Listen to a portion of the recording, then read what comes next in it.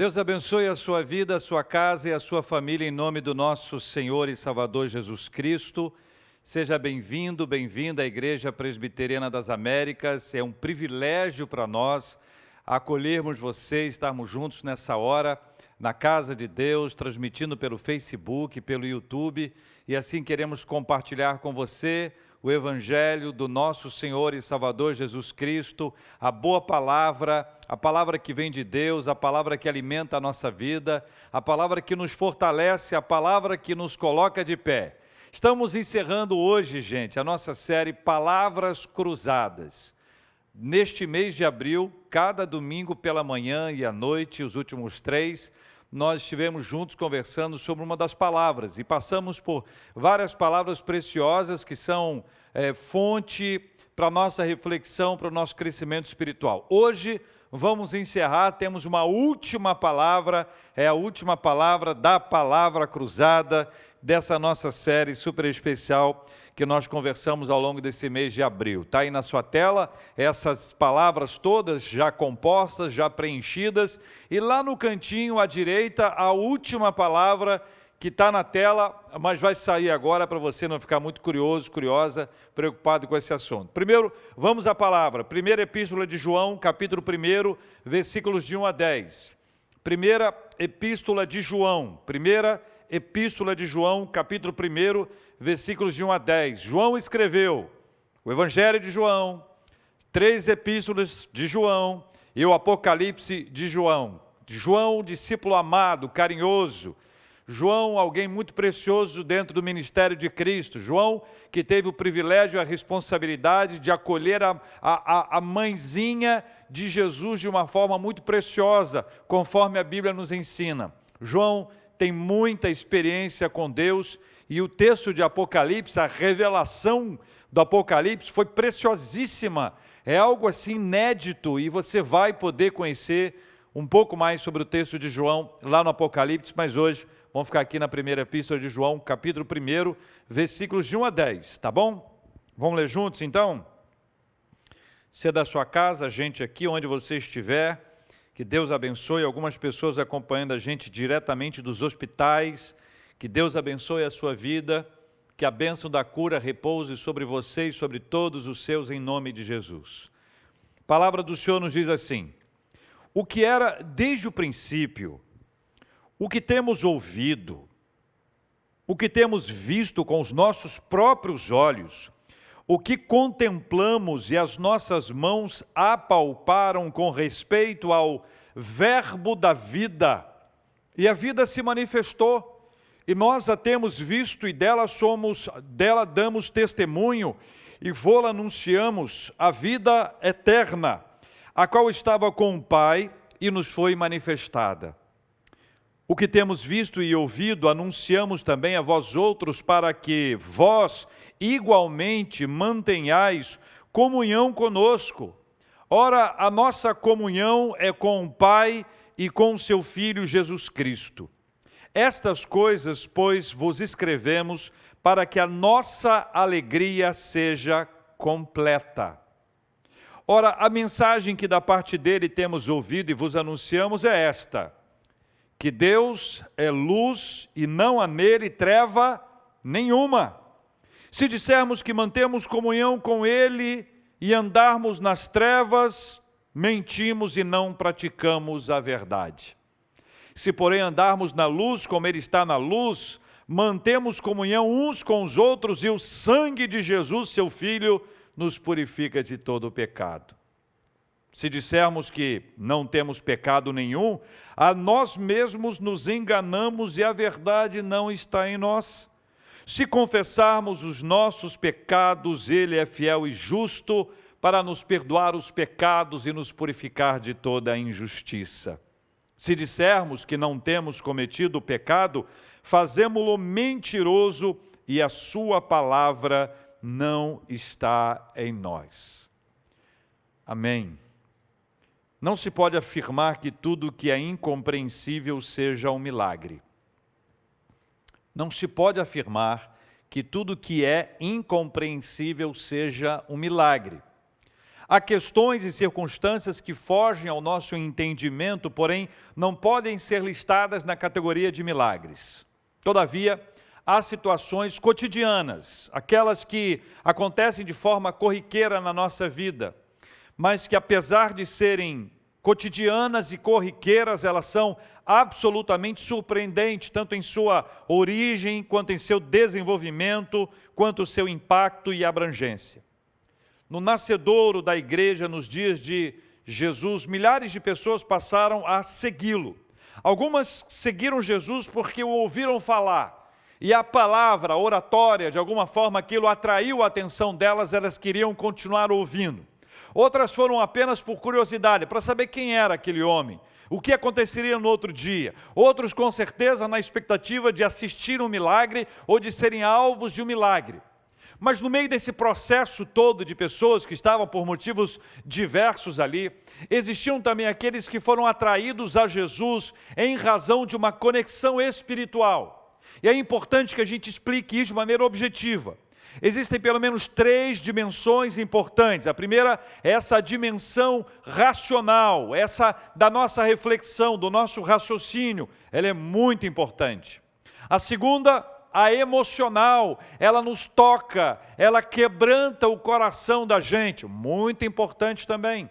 Mas há uma terceira, e essa terceira dimensão é absolutamente exclusiva daqueles que conhecem o Evangelho, é a dimensão espiritual.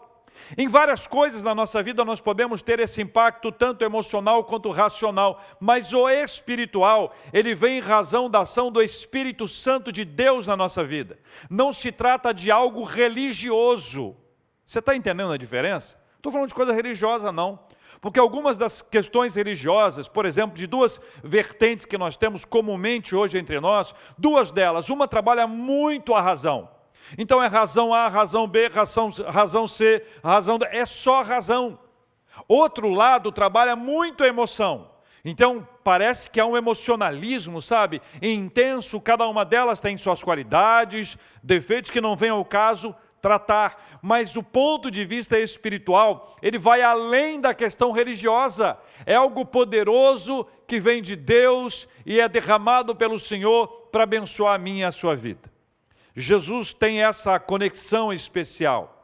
Ele traz esse movimento extraordinário da parte de Deus para a gente ter essa conexão com o Senhor.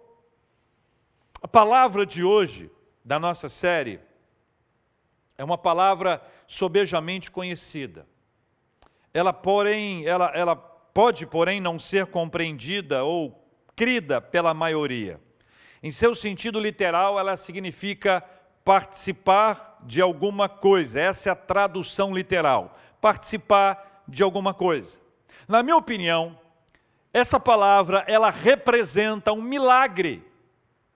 É um milagre de Deus. O que Deus faz ao nos atrair a Ele e ao permitir que haja entre nós essa conexão, é um milagre do Senhor, é um milagre. Veja, volte os seus olhos mais uma vez para o texto bíblico. Capítulo 1 da primeira epístola de João, versículos de 1 a 3, 3 só até a parte A. Se você puder, leia comigo mais uma vez em casa aí. O que era desde o princípio, o que temos visto, o que temos ouvido, o que temos visto com os nossos próprios olhos, o que contemplamos e as nossas mãos apalparam, com respeito ao verbo da vida, e a vida se manifestou, e nós a temos visto, e dela damos testemunho, e vô-la anunciamos. E a vida eterna, a qual estava com o Pai, e nos foi manifestada, o que temos visto e ouvido, anunciamos também a vós outros, para que vós igualmente mantenhais comunhão conosco, é o que diz o texto bíblico. João conta o que ele viu, o que ele ouviu e o que ele viveu. Ele faz referências ao verbo da vida, a manifestação da vida e a vida eterna. Esse saber levou João a um encontro verdadeiro e constante com o Senhor, que é o ponto de partida para essa jornada. Veja, o testemunho que João dá, o que ele compartilha, não é algo pontual na vida dele. Não é algo que aconteceu no passado e deixou de acontecer. João fala de um encontro verdadeiro que ele teve com o Senhor, e este encontro deu origem a outros encontros constantes na caminhada. Quem tem um encontro com Jesus, ele não tem um encontro, ele tem o encontro que marca o começo dessa história, e depois ele vai ter sempre vários outros encontros com o Senhor. São esses encontros que trazem maior proximidade nessa caminhada com o Senhor, melhor aprendizado. Vamos saber quem é o Senhor, vamos conhecer o Senhor, vamos aprender a respeito dele. Então o que João fala para nós é de uma experiência, o que temos visto, o que temos ouvido, o que temos contemplado. Ele relata uma experiência pessoal, verdadeira, poderosa, inigualável, porque cada um de nós tem a sua experiência, e essa experiência é o marco dessa caminhada espiritual. Eu quero chamar a sua atenção para essa ideia de caminhada espiritual, porque ela é muito importante para a nossa vida. Esse encontro pessoal com o Senhor, ele dá origem, ele dá partida a uma caminhada com o Senhor, e essa caminhada é algo que nunca deve ser deixado de lado, escondido na nossa história. Eu li um artigo interessante do pastor Francis Chan, e eu quero pedir a você que acompanhe a leitura dessa pequena parte que eu trago como relato para você interagir. Diz ele no seu texto: imagine subir uma montanha sozinho, mas não uma montanha comum. O solo abaixo de você está tremendo e a montanha inteira está coberta de fumaça. Em seu pico está uma nuvem espessa com relâmpagos e trovões. Deus desce sobre a montanha em fogo, e cada vez que você fala com ele, ele responde com um trovão. Foi isso que Moisés experimentou em Êxodo 19. Agora, diz ele, compare essa experiência com o momento da sua última oração. Deu para imaginar a cena? Compare com seu último momento de oração. Mais adiante no seu texto ele vai contando que estava com o mentor dele, que mora na Índia. Ele trouxe para ele uma palavra curiosa. Ele disse assim: olha, parece que as pessoas, o mentor dele disse para ele, parece que as pessoas ficariam satisfeitas em tirar uma selfie com Moisés. Elas não sabem que podem subir a montanha sozinhos. E aí ele traz uma pergunta: por que elas não querem subir a montanha? Parece que elas não sabem que podem subir a montanha sozinhas. Por que elas não querem? Se satisfazem com uma selfie com Moisés, essa ilustração daquelas pessoas que gostam de ouvir as histórias do outro, ou que se satisfazem em estar perto, mas não exatamente subir a montanha, como se não tivessem sido convidadas pelo Senhor, como se o véu não tivesse sido rasgado de cima a baixo, como se nós não tivéssemos acesso à presença gloriosa do Senhor, e há uma satisfação em estar ali. Imagine a cena, na base da montanha, tendo a possibilidade de subir.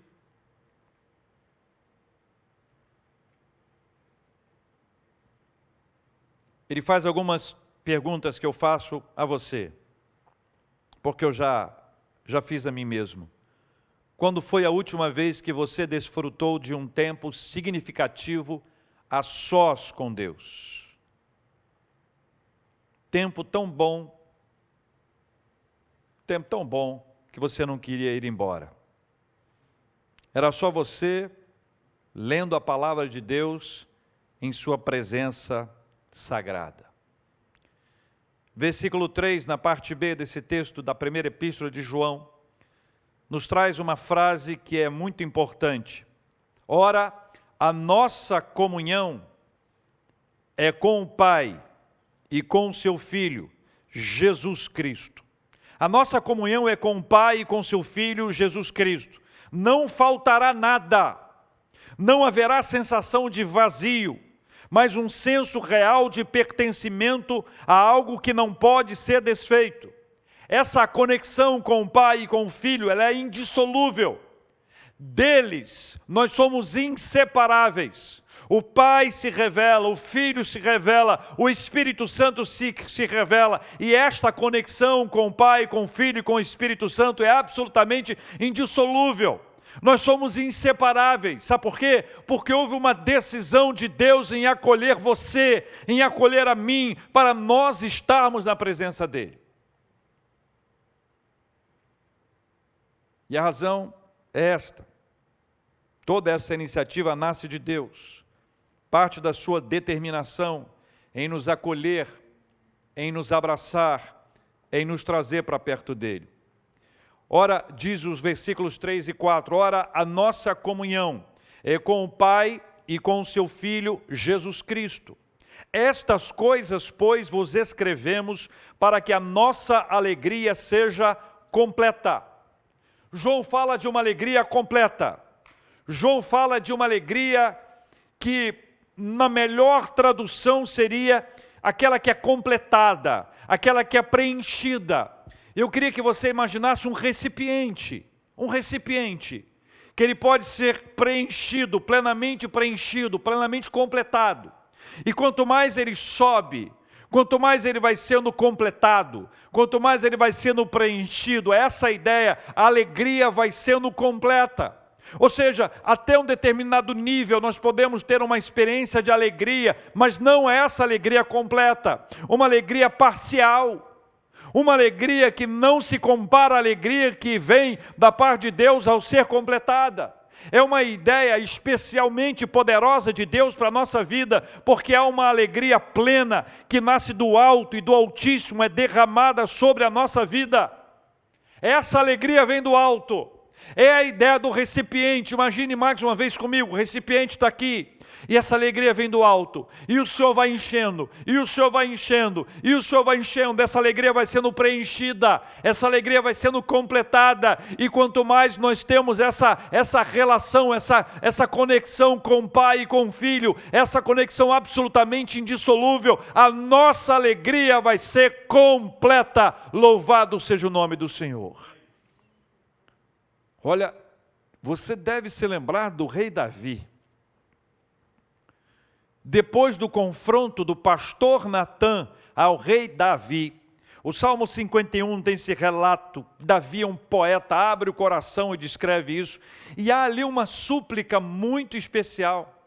Ele diz assim: restitui-me a alegria da salvação. É lindo ver, porque ele não fala de perda de salvação, ele fala da alegria. Alegria. A Bíblia é repleta de textos sobre a alegria. É lindo ver como nós podemos ter a nossa alegria completa. Entenda, preste bem atenção. Nós podemos nos alegrar com uma série de coisas. Podemos nos alegrar com coisas que passam, questões circunstanciais. Não está errado, não é um problema, a questão não é essa. O que a Bíblia diz é que a alegria completa, ela vem do nosso relacionamento com o Senhor. Enquanto não estivermos conectados com Ele, não haverá alegria completa. Então, olha, não se satisfaça com uma alegria mais ou menos, não se satisfaça com uma alegria que passa rápido. Preencha a sua vida, seja cheio, seja preenchido, seja completado com a alegria que vem do Senhor. Oh, bênção de Deus, é ou não é, meus irmãos? Jesus fala dessa alegria completa. Eu não sei se você já sabe qual é a palavra de hoje. Versículos 5 e 6. Vamos ler juntos. Se você puder ler em voz alta e leia comigo. Ora, a mensagem que da parte dele temos ouvido e vos anunciamos é esta: que Deus é luz, e não há nele treva nenhuma.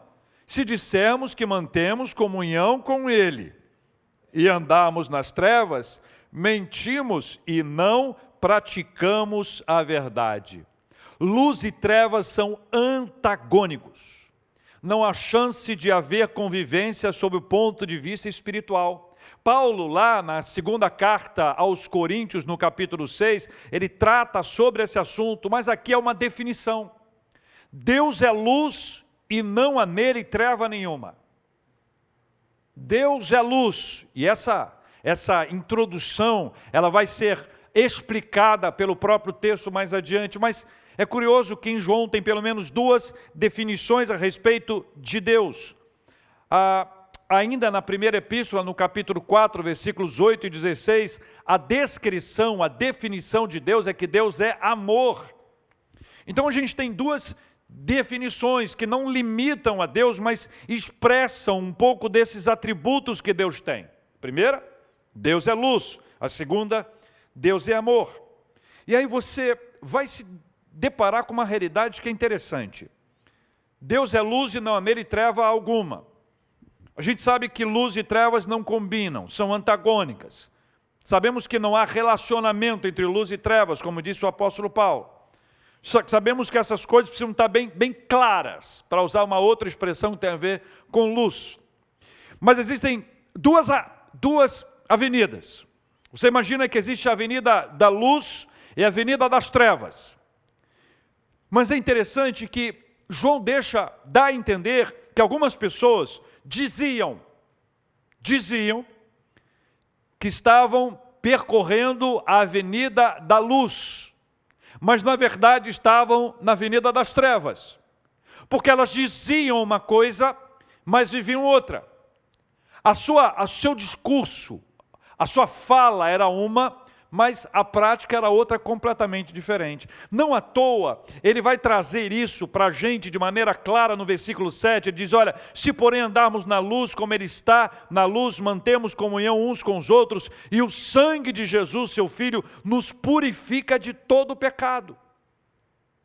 Então, existe um problema espiritual quando nós afirmamos que estamos na luz, mas não estamos. E aqui há um problema mais grave para nós. Talvez não para todos, mas para alguns.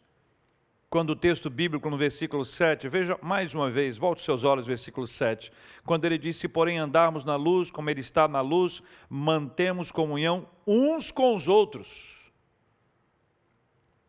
A outra parte é mais fácil, o sangue de Jesus, seu Filho, nos purifica de todo pecado. Cá entre nós, não é verdade? Essa frase virou até um jargão, sangue de Jesus, seu Filho, nos purifica de todo o pecado. Mas o negócio da comunhão uns com os outros ali é complicado. Sabe por quê? O raciocínio de João tem uma lógica, né? Ele parte dessa conexão que nós temos com Deus, e porque há uma conexão entre nós e Deus, que a nossa alegria, aquela parte que a nossa alegria é completada, aí, a partir dessa alegria completada, nós temos a possibilidade de nos relacionarmos, de termos conexão, de termos uns com os outros. Só que alguns entendem que depende de quem são esses uns. E ainda mais quem são esses outros.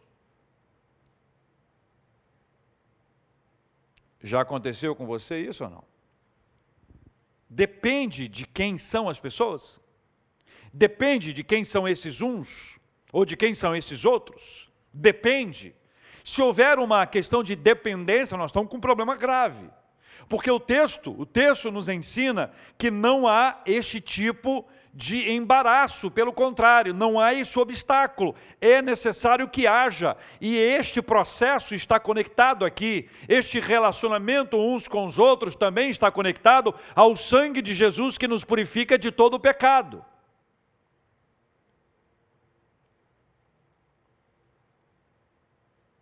Tem algumas dificuldades que são apresentadas e que a gente pode administrar de forma objetiva para que haja esse tipo de conexão uns com os outros. A primeira é a independência, o desejo de independência. O segundo é o medo de ser machucado. Medo de ser machucado são fatores prejudiciais para a caminhada no modelo bíblico. Não querer depender pode ter a ver, escuta só, hein? Não querer depender pode ter a ver com vaidade, pode ter a ver com orgulho e com imaturidade, como aborda o pastor John Stott, conhecido pastor e teólogo inglês, falecido em 2011, que em 2021 completaria 100 anos. Ele aborda esse tema ao lembrar aos cristãos que na pessoa de Cristo, Deus nos ensinou que a dependência tem uma dimensão que precisa ser abraçada e que não afeta o nosso estado de dignidade como pessoas. Vamos ler o texto dele? Veja aí na sua tela. A recusa de depender dos outros não é uma marca de maturidade, mas de imaturidade. Nós chegamos ao mundo totalmente dependentes do amor, cuidado e proteção dos outros. Passamos por uma fase de vida quando outras pessoas dependem de nós. E a maioria de nós vai sair deste mundo totalmente dependente do amor e dos cuidados dos outros. John Stott nos desafia a trazer essa nossa dificuldade de depender do outro e encarar isso como uma realidade. O Evangelho nos apresenta o privilégio de servirmos uns aos outros e, por causa disso, dependermos uns dos outros. Mas há pessoas que evitam o relacionamento porque querem manter a sua independência, o desejo de independência, por aqueles ou por outros motivos já aqui apresentados. Conta a história que o grande C.S. Lewis, escritor extraordinário, que todos nós temos acesso às suas obras disponíveis em nossa língua, ele, inglês, aliás, irlandês, ele tem uma experiência curiosa com esse aspecto de dificuldade de relacionamento. E ele escreve um texto muito interessante que vai nos ajudar a compreender esse assunto, o texto dos 4 amores. Eu quero convidar você a ler comigo esse texto. Veja aí na sua tela. Amar é sempre ser vulnerável. Que coisa difícil é ser vulnerável. Ame qualquer coisa e certamente o seu coração vai doer e talvez se partir. Se quiser ter a certeza de mantê-lo intacto, você não deve entregá-lo a ninguém. A ninguém. Envolva-o cuidadosamente em seus hobbies e pequenos luxos.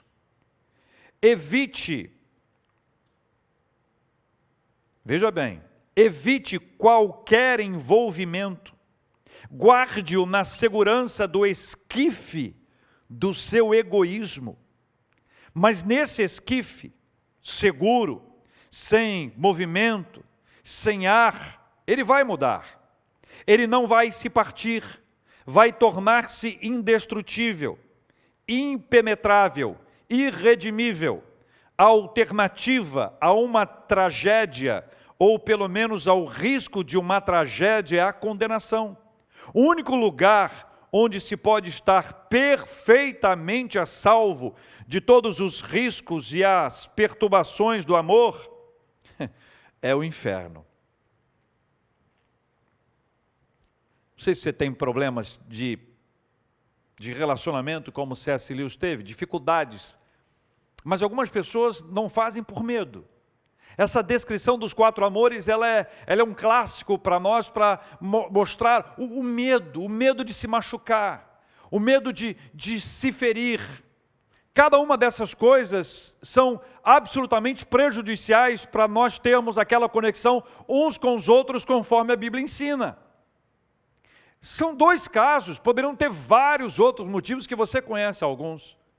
Aliás, há um texto do poeta Mário Quintana, capaz de dizer com palavras aquilo que se passa no coração. Ele diz assim: a arte de viver é simplesmente a arte de conviver. Simplesmente, disse eu? Mas como é difícil. Sem a ajuda divina, seremos um conjunto fabuloso de ilhas, que vamos nos conectar só quando quisermos. Mas não é isso que a Bíblia ensina. A Bíblia nos chama para uma conexão verdadeira, porque temos uma conexão com o Pai, podemos ter uma conexão uns com os outros. Eu não sei se até agora aqui você já descobriu qual é a palavra de hoje. Versículo 7, a parte B, até o versículo 10, para a gente encerrar. E o sangue de Jesus, seu Filho, nos purifica de todo o pecado. Se dissermos que não temos pecado nenhum, a nós mesmos nos enganamos, e a verdade não está em nós.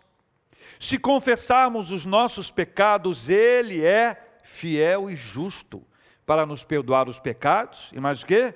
E nos purificar de toda injustiça. Agora, se dissermos que não temos cometido pecado, fazemo-lo mentiroso, e a sua palavra não está em nós. O caminho que se abre nos conduz ao perdão. E o perdão tem como base o sangue de Jesus. O sangue de Jesus. O perdão gera reconciliação com Deus. O pecado que do Senhor nos afastava é apagado e a conexão com Deus é restabelecida. E esta reconexão com Deus nos leva a nos reconectarmos com os outros. Uns e os outros. Independente de quem são esses uns e de quem são esses outros. João escreve algo inspirado pelo Espírito Santo que mostra o quanto a nossa autoavaliação é tendenciosa. Veja que é curioso isso, você já deve ter conversado com alguém que se julga bem, se julga uma pessoa do bem, uma pessoa boa. Aquela frase comum, nunca matei, nunca roubei, nunca fiz isso. Sempre desejei o bem às pessoas. Pessoas falam isso. A nossa autoavaliação é tendenciosa, ela é muito perigosa. A gente só consegue saber quem a gente é, ou como a gente está, por causa do Espírito Santo. Se depender da nossa autoavaliação, primeiro nós vamos nos comparar uns com os outros, e vamos dizer, olha, eu não estou tão mal assim não. Achei que eu pudesse estar pior. Olhando para as pessoas que eu tenho olhado aí ultimamente, estou bem. Olha o texto. Versículo 8. Se dissermos que não temos pecado nenhum, se dissermos. Alguém olha para a sua vida e diz, não, eu não tenho cometido pecados, ou eu não pequei, ou eu não peco. Aí João diz aqui, inspirado pelo Espírito Santo, duas coisas muito complicadas. Primeiro, que há um engano. A nós mesmos nos enganamos. E a verdade não está em nós. Então você tem um problema, que é um engano. E o segundo, que a verdade não está em nós. Enquanto o perdão nos reconcilia com Deus, a não admissão do pecado nos afasta mortalmente dele. A não admissão do pecado nos afasta de Deus.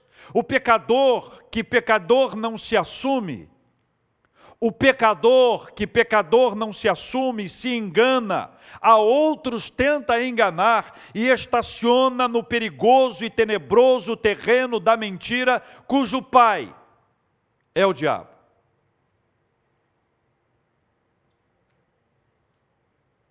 O pecador, que pecador não se assume, se engana, a outros tenta enganar e estaciona no perigoso e tenebroso terreno da mentira, cujo pai é o diabo, como está escrito em João capítulo 8, versículo 44.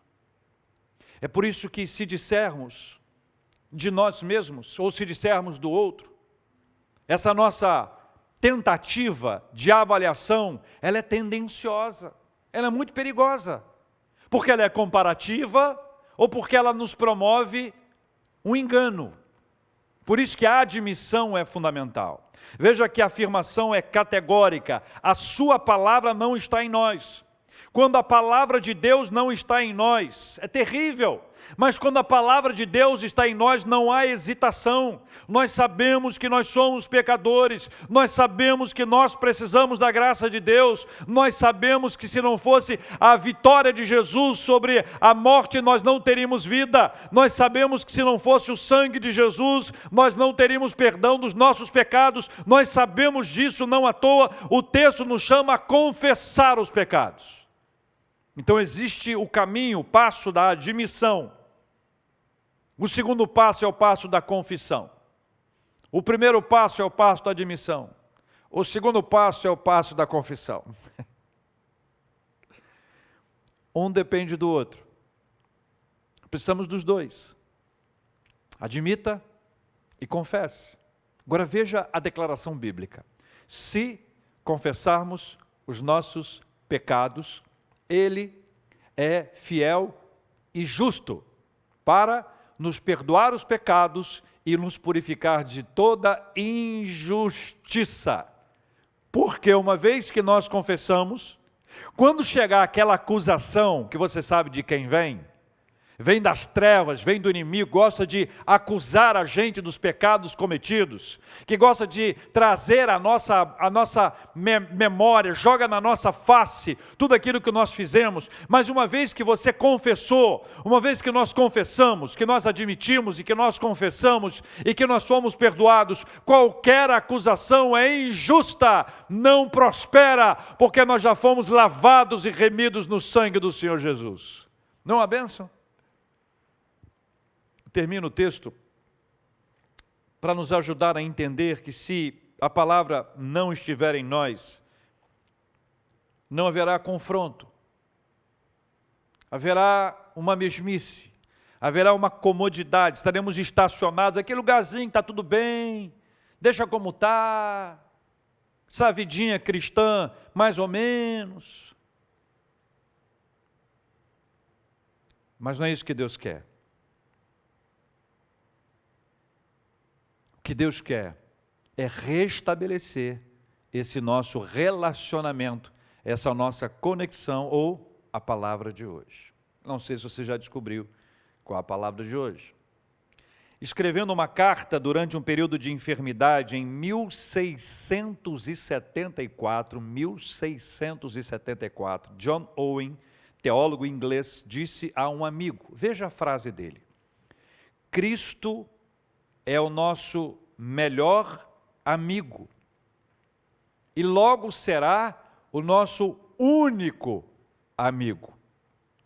Peço a Deus com todo o meu coração que eu me fatigue de tudo, exceto da conversa e da comunhão com Ele.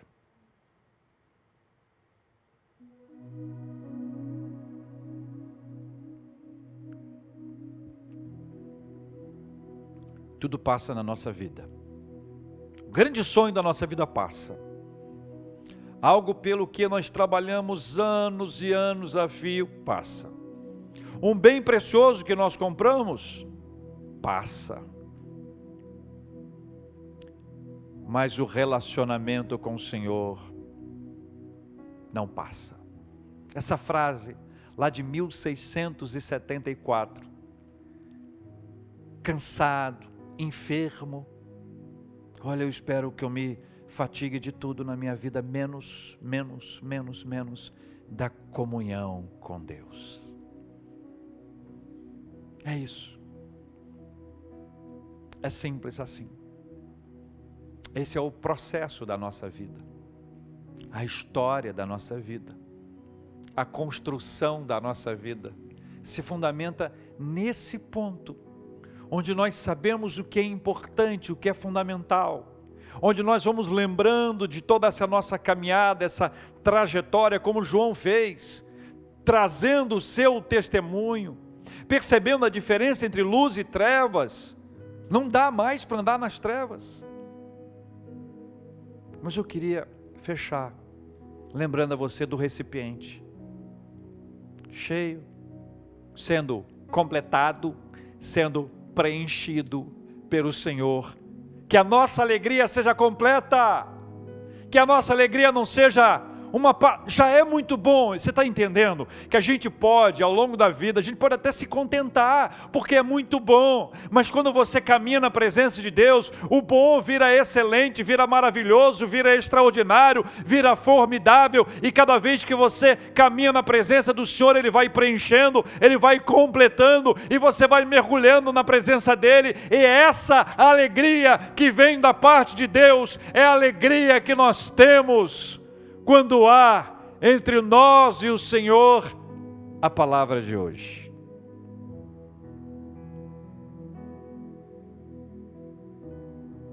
A palavra de hoje é a palavra comunhão. Comunhão. Ao longo desses últimos dias, nós trabalhamos essas 6 palavras. Essas 6 palavras que você vai identificar na sua tela. Cada uma delas com a sua importância.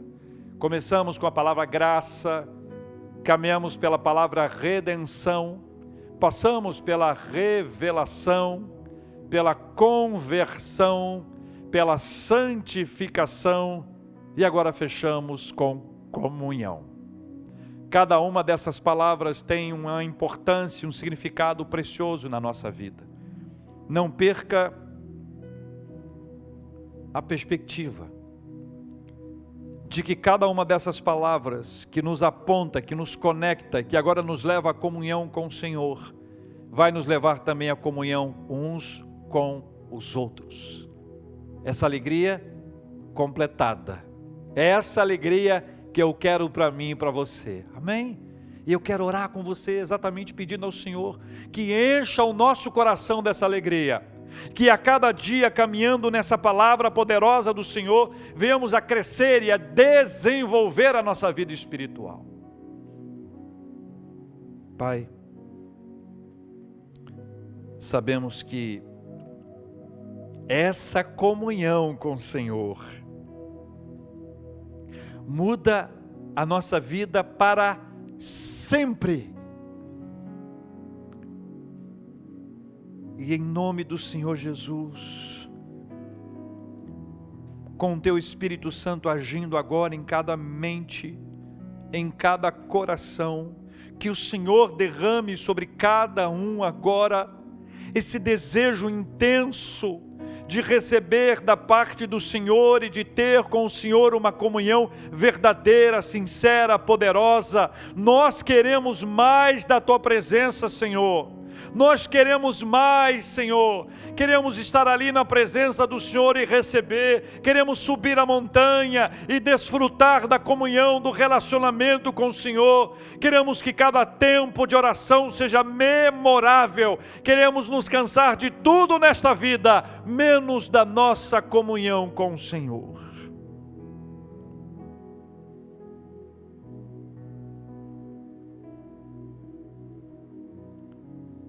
Pedimos ao Senhor que seja assim, seja nesta vida, nesta casa, que haja nesta família, assim como eu quero para a minha vida e para a minha família, para a glória do nome do Senhor, em nome de Jesus. Amém.